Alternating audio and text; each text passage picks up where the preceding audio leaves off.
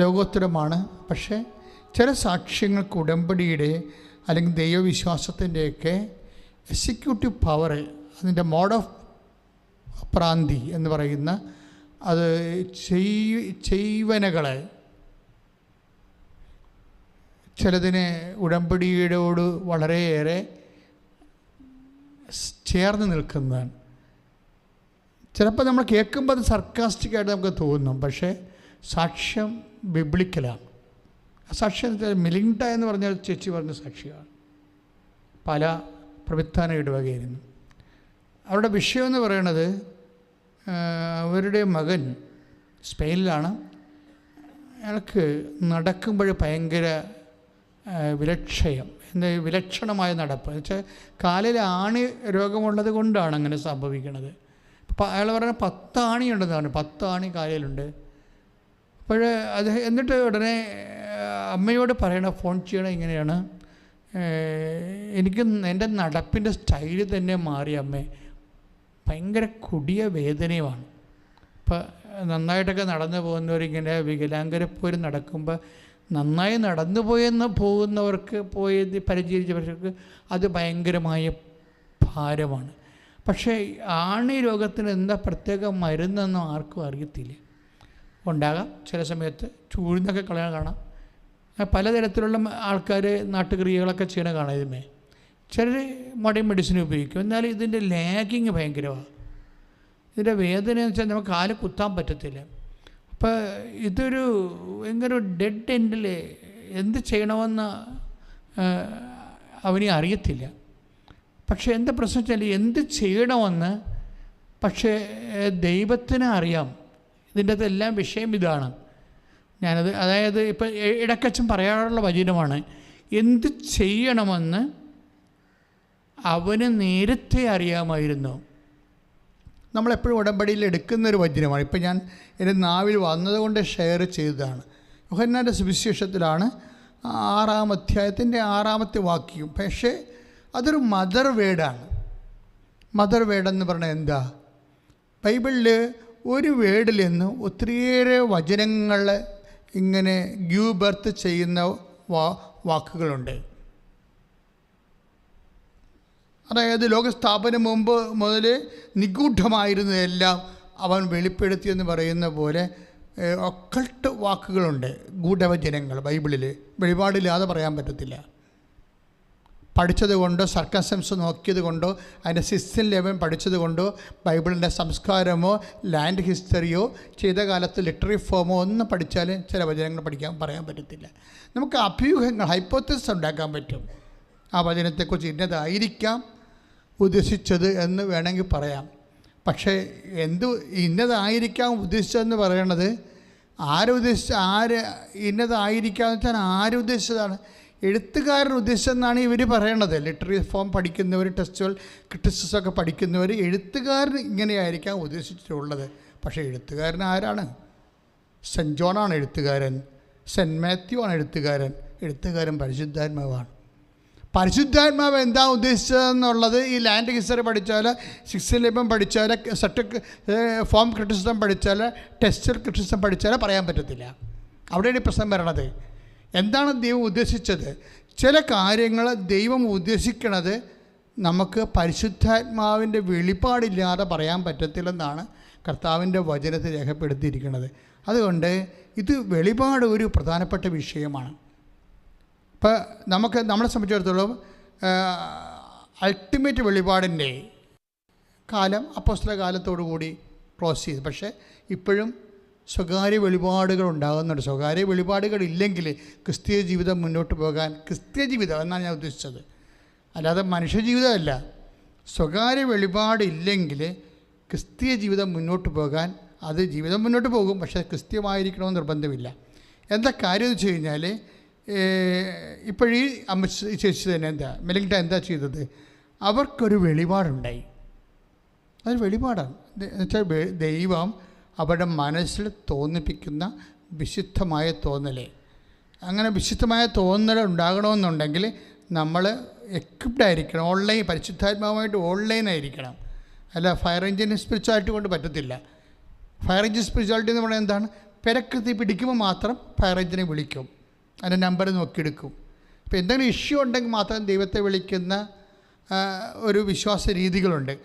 ഉടമ്പടി ഈ അവസ്ഥയിൽ നിന്നാണ് 10,000-ങ്ങളെ കറക്റ്റ് ക്രിസ്ത്യ ജീവിതത്തിലേക്ക് കൊണ്ടുവന്നിരിക്കുന്നത്. അപ്പം അങ്ങനെ ഈ ചേച്ചിക്ക് എന്ത് ചെയ്യണമെന്നറിയാം. എന്താ കാര്യം? ഈശോയ്ക്ക് എന്ത് ചെയ്യണമെന്നറിയാം. അതാണ് വിഷയം. ഇപ്പം യോഹന്നാൻ 6:6 എഴുതിയിരിക്കുന്നത് എന്താണ്? നേരം വൈകി ഗ്രാമങ്ങളിൽ പോയി ഭക്ഷണം മേടിക്കാൻ അവരെ പറഞ്ഞേക്കാൻ. അപ്പോൾ ഈശോ പറഞ്ഞു നിങ്ങൾ തന്നെ ഭക്ഷണം കൊടുക്കാൻ പറയും. അപ്പോൾ ഈ നിങ്ങൾ തന്നെ കൊടുക്കാൻ പറയത്തില്ലേ, അതിലാണ് ഈ വിശ്വാസി ജീവിക്കണത്. ഇപ്പം ഉടമ്പടി നമുക്ക് തന്നെ എന്തിനാണ്? നിങ്ങൾ തന്നെ ഭക്ഷണം കൊടുക്കാൻ. വെരി വെരി ക്ലിയർ അല്ലേ അതിനകത്തുനിന്ന്? അപ്പോൾ ഉടമ്പടി നമുക്ക് തന്നെ എന്തിനാണ്? ഈശോയുടെ ഒരു വാഗ്ദാനമാണ്. എന്താണ്?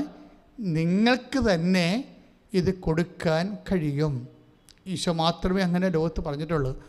എന്നെ ശ്രവിക്കുന്ന ഓരോ വിശ്വാസിയും നിൻ്റെ ജീവിത പ്രശ്നങ്ങളെ എൻ്റെ താക്കോല് നിൻ്റെ കയ്യിൽ തന്നെ കർത്താവ് തന്നിട്ടുണ്ടേ. മനസ്സിലായില്ലേ? അച്ഛൻ പറഞ്ഞ മനസ്സിലായോ? അതായത് നിൻ്റെ ജീവിത പ്രശ്നങ്ങളുടെ താക്കോല് നിൻ്റെ കയ്യിൽ തന്നെ കർത്താവ് തന്നിട്ടുണ്ട്. പക്ഷെ നീ എന്താ ചെയ്യേണ്ടത്? കർത്താവുമായിട്ട് ഒരു ഐക്യപ്പെടണം. ഇപ്പം യേശുക്രിസ്തുവിനോടുകൂടി ഐക്യപ്പെട്ടവൻ അവനോടുകൂടി ഏക ആത്മാവായി തീരുന്നു. സ്തുതിക്കട്ടെ മക്കളെ, സ്തുതിക്കട്ടെ മക്കളെ. ഹല്ലേലൂയ ഹല്ലേലൂയ ഹല്ലേലൂയ ഹല്ലേലൂയ. കരങ്ങൾ ഉയർത്തിക്കൊണ്ട് സ്തുതിക്കട്ടെ. ഹല്ലേലൂയ ഹല്ലേലൂയ. ഈശോയെ നന്ദി കർത്താവേ. ഹല്ലേലൂയ. 1 കൊരിന്തോസ് 6:17.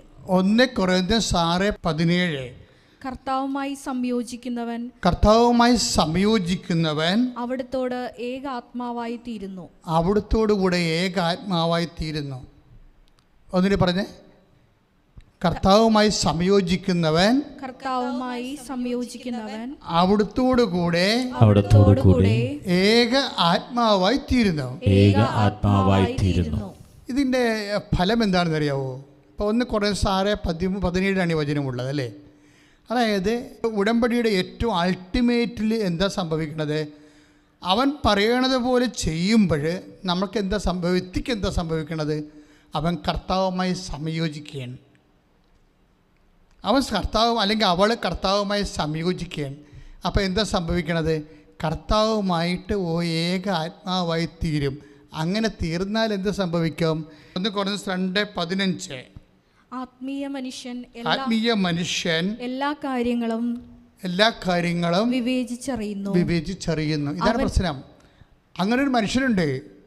ഈ ഉടമ്പടി നിങ്ങളെ ആത്മീയ മനുഷ്യനാക്കിയാണ് മാറ്റുന്നത്. ആത്മീയ മനുഷ്യനെ ഉണ്ടാകുന്ന വിഷയം എന്താണ്? എല്ലാ കാര്യങ്ങളുമാണ്, 1-2 കാര്യങ്ങളല്ല, ആത്മീയ കാര്യങ്ങളല്ല. എല്ലാവർക്കും അങ്ങനെ ഒരു രീതിയുണ്ട്. ദൈവത്തെ ആത്മീയ വിഷയങ്ങൾക്ക് മാത്രം തളച്ചിടുന്നത്. അതുകൊണ്ടാണ് ഡ്രൈ ആയി പോണത്. ഇപ്പം ഞങ്ങളുടെ സെമിനാറിലൊക്കെ പഠിക്കുന്ന കാലത്ത് ഡ്രൈ മാസം എന്ന് പറഞ്ഞ സംഭവമുണ്ട്. ഡ്രൈ മാസം എന്ന് പറഞ്ഞാൽ എന്താണ്? ഡ്രൈ മാസമുണ്ട്, ഡ്രൈ ബാപ്റ്റിസം ഉണ്ട്. എന്നുവെച്ചാൽ ഫിസിക്കലായിട്ടുള്ള കുർബാന ആയിരിക്കത്തില്ല. അത് നമ്മൾ കുർബാന ചൊല്ലി പഠിപ്പിക്കുകയായിരിക്കും. നമ്മളെ കാസായും പീലാസും ഒക്കെ എടുത്ത് പ്രാർത്ഥനയൊക്കെ ചൊല്ലി അത് പഠിപ്പിക്കുകയായിരിക്കും. അവിടെ ആക്ഷനും അതുപോലെ തന്നെ മാസിൻ്റെ കർത്താവിൻ്റെ കുർബാനയിലേക്കുള്ള തിരുവപ്പത്തിലേക്കുള്ള അഭിഷേക പ്രാർത്ഥന അങ്ങനെയൊന്നുമില്ല. അതൊക്കെ ചൊല്ലിക്കഴിഞ്ഞാൽ പിന്നെ പെസകാവും, കറക്റ്റ് മാസമായി പോകും. അപ്പോൾ ദൈവികമായ ശക്തി, കർത്താവിൻ്റെ തിരുശരീരം, ദൈവസാന്നിധ്യം, ദിവ്യകുർബാന എല്ലാം സമർപ്പിക്കും. പക്ഷേ ഇത് ചൊല്ലി പഠിപ്പിക്കുന്ന രീതിക്കാണ് ഡ്രൈ മാസം എന്ന് പറയുന്നത്. അതുപോലെ തന്നെ ഒരു കൊച്ചിന് ജ്ഞാനസ്നാനം കൊടുക്കുന്നത് ഡ്രൈ സാക്രമെൻറ്റ് ബാപ്റ്റിസം. എന്താ? ഒരു പാവ എടുത്തിട്ട് അതിന് ജ്ഞാനസ്നാനം കൊടുക്കണം കാണിക്കും. ഒരു കുഞ്ഞിനെ ജ്ഞാനസ്നാനപ്പെടുത്തേണ്ട രീതിയിൽ എവിടെയാണ് നെഞ്ചിൽ കുരിശ് വരക്കേണ്ടത്, എപ്പോഴാണ് നെറ്റിയിൽ കുരിശ് വരക്കേണ്ടത്, എപ്പോഴാണ് എന്നൊക്കെ പ്രാർത്ഥന ചെല്ലുമ്പോൾ ഇത് ഡ്രൈ ബാപ്റ്റിസമാണ്. നമ്മളുടേത് ചില സമയത്ത് ഞാൻ ഓർക്കുകയെ. അതുകൊണ്ട് ഞാൻ എപ്പോഴും നിർബന്ധമുണ്ട്, ദൈവമേ നമ്മൾ സൂക്ഷിച്ചില്ലെങ്കിൽ നമ്മൾ അർപ്പിക്കുന്ന മാസ് ഡ്രൈ മാസമായി പോകും. വെറുതെ ആ മാസിൻ്റെ രീതികളിൽ അങ്ങോട്ട് മാസിൻ്റെ ചേരുവകളുണ്ടായാൽ മതിയല്ലോ. അതിപ്പോൾ ഒരു ഓർമ്മയുണ്ടെങ്കിൽ ചെയ്തൊക്കെ വെക്കാൻ പറ്റും. പക്ഷെ മനസ്സുണ്ടാകണം അവിടെ. അപ്പോഴാണ് ഡ്രൈ മാസം യഥാർത്ഥത്തിലുള്ള സാക്രമെൻറ്റ് ഓഫ് ക്രിസ്റ്റിക് സാക്രമെൻ്റായിട്ട് മാറുന്നതിൻ്റെ വ്യത്യാസവും നമ്മുടെ മനസാന്നിധ്യമാണ്. അപ്പോൾ ഇതുപോലെ തന്നെ നമ്മുടെ ക്രിസ്ത്യൻ ലൈഫ് ഡ്രൈ ക്രിസ്ത്യൻ ആവും. ക്രിസ്ത്യൻ ലൈഫ് എന്ന് വെച്ച് കഴിഞ്ഞാൽ നമ്മളങ്ങനെ ജീവിച്ചു പോകും, കുർബാനയും കുടുംബ പ്രാർത്ഥനയൊക്കെ അടക്കം ജീവിച്ചു പോകും. അപ്പം പക്ഷേ അതായത് കർത്താവുമായിട്ട് ഒരു ആത്മീയ മനുഷ്യനായി മാറത്തില്ല. എന്താ നമ്മൾ വായിച്ചത്? അതായത് കർത്താവുമായി സംയോജിക്കുന്നവൻ എന്ന് പറഞ്ഞ് കർത്താവുമായി സംയോജിക്കുന്നവൻ അവനോടുകൂടെ ഏക ആത്മാവായി തീരുന്നു. അങ്ങനെ സംഭവിക്കുമ്പോൾ അവനോടുകൂടി ഏകാത്മാവായി തീരുമ്പോൾ ഉണ്ടാകുന്ന ഇഫക്റ്റ് എന്താണ്? അതാണ് നമ്മുടെ 1 കൊറിന്ത്യൻസിൻ്റെ 2:15 ആത്മീയ മനുഷ്യൻ ഏറ്റു പറഞ്ഞ് എല്ലാ കാര്യങ്ങളും വിവേചിച്ചറിയുന്നു. അപ്പം നമ്മൾ ഉടമ്പടി വെച്ചിരിക്കുന്ന മുഴുവൻ കാര്യങ്ങളെക്കുറിച്ചുള്ള വിവേചനം കിട്ടും നമുക്ക്. എല്ലാ കാര്യങ്ങളുമാണ്, അല്ലാതെ ആത്മീയ കാര്യങ്ങൾ മാത്രമല്ല. കർത്താവിൻ്റെ വചനം വളരെ ശ്രദ്ധയോടുകൂടി വായിക്കേണ്ടതാണ്. ആത്മീയ മനുഷ്യൻ എല്ലാ കാര്യങ്ങളും വിവേചിച്ചറിയുന്നു. എന്തൊക്കെയാണ് അറിയണത്? വായിച്ചോളൂ. അവനെ വിധിക്കുവാൻ ആർക്കും സാധിക്കുകയില്ല. അപ്പം ഇങ്ങനെ അവരെ വിവേചിച്ചറിയണെ സംബന്ധിച്ചിടത്തോളം അവനെ വിധിക്കാൻ പറ്റത്തില്ല. ഇതിന് മണ്ടത്തരമാണ്, അങ്ങനെയൊന്നും പറയാൻ പറ്റത്തില്ല. ദൈവനിന്ദയായിട്ട് വരും അവസാനം. അവനെ വിധിക്കുവാൻ ആർക്കും സാധിക്കുകയില്ല. കർത്താവിനെ പഠിപ്പിക്കുവാൻ തക്കവിധം അവിടുത്തെ മനസ്സ് അറിഞ്ഞവൻ ആരുണ്ട്? ഏറ്റവും അവസാനത്തെ വരിയാണ്, ഞങ്ങളാകട്ടെ യേശുക്രിസ്തുവിൻ്റെ മനസ്സറിയുന്നു. Praise the Lord. ഇതൊരു വല്ലാത്ത വചനമാണ്. അതായത് ഈ വചനം ലിങ്ക് ചെയ്യേണ്ടത് അച്ഛൻ മുമ്പ് പറഞ്ഞ 2 കൊറിന്ത്യൻസിൻ്റെ 1 കൊറിന്ത്യൻസ് 6:17 എന്താണ്? കർത്താവുമായി സംയോജിക്കുന്നവൻ അവനോടുകൂടി ഏകാത്മാവായി തീരുന്നു. അതിൻ്റെ നെറ്റ് ഇഫക്റ്റ് എന്താണ്? കർത്താവിൻ്റെ മനസ്സറിഞ്ഞവൻ ആരുണ്ട്? അപ്പം അതിൻ്റെ ഏകാത്മാവായി തീരുമ്പോൾ നമുക്ക് സംഭവിക്കണത് എന്താണ്? ഞങ്ങൾ ആവട്ടെ ക്രിസ്തുവിൻ്റെ മനസ്സറിയുന്നു. അപ്പം ക്രിസ്തുവിൻ്റെ മനസ്സ് ഈ വിഷയത്തിൽ അറിയുന്നതാണ് വചനത്തിൽ. ഓരോ വചനത്തിനും ക്രിസ്തുവിൻ്റെ മനസ്സുണ്ട്, അതറിയണം. അപ്പോഴാണ് നമ്മൾ ആത്മീയ മനുഷ്യനാണെന്നതിൻ്റെ ഒരു അടയാളം അതാണ്. പിന്നെ കൂടാതെ എന്താണ്? ഈ യോഹന്നാൻ 6:6 ഉണ്ട്. അതെന്താണ്? ക്രിസ്തുവിൻ്റെ മനസ്സാണ്. ഒരു വിഷയമുണ്ടായപ്പോൾ നിങ്ങൾ തന്നെ അതിനെ കൈകാര്യം ചെയ്യൂ. കർത്താവിൻ്റെ ഒരു നിലപാടിൻ്റെ ഭാഗമാണത്. കർത്താവിൻ്റെ നിലപാടിൻ്റെ ഭാഗമാണ്. നിങ്ങൾ തന്നെ അതിനെ അവർക്ക് കൊടുക്കുക. അത് ഈശോയുടെ ഒരു വചനമാണ്, ഈശോയുടെ നിലപാടാണ്. അതായത് നിങ്ങൾ തന്നെ നിങ്ങളുടെ കടല് നീന്തി അക്കരെ കടക്കണം. ഞാൻ നിങ്ങളുടെ കൂടെ ശബ്ദത്തിലൂടെ സമാന്തരമായി സഞ്ചരിക്കും. ഇത് തമ്മിൽ ഭയങ്കര ബന്ധമുള്ള വചനങ്ങളാണ്. അതായത് യോഹന്നാൻ 6:21 അവനെ വള്ളത്തിൽ കയറ്റുവാൻ അവരാഗ്രഹിച്ചു. അത്രയേ ഉള്ളൂ, വള്ളത്തിൽ കയറ്റിയില്ല. യോഹന്നാൻ 6:21 എന്താണ്? അവനെ വള്ളത്തിൽ പറഞ്ഞ അവനെ വള്ളത്തിൽ കയറ്റുവാൻ അവരാഗ്രഹിച്ചു. പെട്ടെന്ന് വള്ളം ലക്ഷ്യം വെച്ചിരുന്ന കരക്കടുത്തു. എന്ന് വെച്ചാൽ എന്താ അർത്ഥം? അവർ തന്നെ തുഴഞ്ഞ് കർത്താവ് വള്ളത്തെ കയറാതെ സമാന്തരമായി കടലിന് സമാന്തരമായി വള്ളത്തിന് സമാന്തരമായി സഞ്ചരിച്ചുകൊണ്ട് ഇതൊരു ഭയങ്കര ട്രെയിനിങ്ങാണ്. ഇപ്പം നമ്മൾ കോച്ചൊക്കെ ചെയ്യണ പോലെയുള്ള പരിപാടിയാണ്. ആ ഓട്ടക്കാരായാലും ശരി അതിൻ്റെ കൂടെ ഓടി കൊടുക്കും, ചിലപ്പോൾ സ്റ്റെപ്പ് പറഞ്ഞു കൊടുക്കും, അങ്ങനെയൊക്കെ ഉള്ളൂ. അപ്പോൾ അങ്ങനെ ഓരോ ട്രെയിനിങ്ങിൻ്റെ, അതായത് ഈശോ ഉദ്ദേശിക്കുന്ന ഇതാണ്, നമ്മൾ തന്നെ ആ വിഷയത്തിന് പരിഹാരം കാണാൻ നമ്മുടെ കയ്യിൽ തന്നെ ദൈവം ശക്തി നിക്ഷേപിച്ചിട്ടുണ്ട്. അല്ല എന്നും കർത്താവിൻ്റെ അടുത്ത് വന്നിങ്ങനെ ധർമ്മക്കാരൻ നിൽക്കുന്ന പോലെ നിൽക്കേണ്ട രീതി. അവർ ക്രിസ്ത്യനല്ല, ശരിക്കും പറഞ്ഞാൽ ധർമ്മക്കാരാണ്, വിശ്വാസി. അതായത് ഈശോ ഉദ്ദേശിക്കുന്നത് നമ്മളിലെ കർത്താവിൻ്റെ വചനത്തിൽ ആശ്രയിച്ചുകൊണ്ട് നമ്മൾക്ക് ഏൽപ്പിച്ച ജോലി പൂർത്തിയാക്കും. ഇതാണ് എൻ്റെ അകത്ത് വരുന്നൊരു വിഷയം. ഞാൻ ഇങ്ങനെ പറയണത് കാര്യം, ഇപ്പോൾ നമ്മൾ 6:6 കണ്ടത് എന്താണ്? ഒരു പ്രശ്നമുണ്ടായി. എന്ത് പറ്റി? നേരം വൈകി. രണ്ടാമത്തെ വിഷയം എന്താണ്? ജനങ്ങളെ പറഞ്ഞേക്കണം. എന്തിനാണ്? അപ്പം വാങ്ങിക്കണം. ഇതാണ് വിഷയം. അപ്പോൾ ഈശോ എന്നാ മറുപടി പറയണത്? നിങ്ങൾ തന്നെ അവർക്ക് ഭക്ഷണം കൊടുക്കുവിൻ. അപ്പം നമ്മൾ നോക്കുമ്പോൾ അപ്പോസ്തലന്മാർ വാവിളിച്ചു പോയി. ഞങ്ങൾക്ക് അതിനുള്ള യാതൊരു കപ്പാസിറ്റി ഇല്ലെന്നാണ് പറഞ്ഞത്. അതായത് ആ ഉള്ള കപ്പാസിറ്റിയിൽ കർത്താവിൽ ആശ്രയിച്ചിരുന്നെങ്കിലേ കർത്താവിൻ്റെ അടുത്ത് കൊണ്ടുവരാതെ തന്നെ അപ്പം വർദ്ധിപ്പിച്ച് പോയിരാം. അതാണ് വിഷയം. കർത്താവിൻ്റെ കൈ കൊണ്ടുവന്ന് കർത്താവ് ആശ്രയിച്ച് അതിനെ കൊടുക്കാൻ എക്കാലത്തും കർത്താവിന് പറ്റുമോ? കർത്താവ് മരിച്ചുയർത്തെഴുന്നേറ്റ് പിതാവിൻ്റെ വലത് ഭാഗത്തിരിക്കുന്ന കാലത്ത് ഓരോ കുടുംബത്തിലും അപ്പമില്ലാതെ വരുമ്പോഴും ആഹാരം ഇല്ലാതെ വരുമ്പോഴൊക്കെ അവിടെ പ്രത്യക്ഷപ്പെട്ടിട്ട് ആ കൊട്ട എടുത്തിട്ട് അല്ലെങ്കിൽ കഞ്ഞി ചോറും ചോറ്റും കലവും എടുത്തിട്ട് ആസ്വദിക്കാൻ പറ്റുമോ? ഇല്ല.